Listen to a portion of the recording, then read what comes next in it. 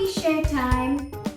And we have a nice little poem for you by Aileen Fisher. After a bath, I try to wipe myself till I'm dry. Hands to wipe and fingers and toes, 2 wet legs and a shiny nose. Just think how much less time I'd take if I were a dog and could shake. I would dry so much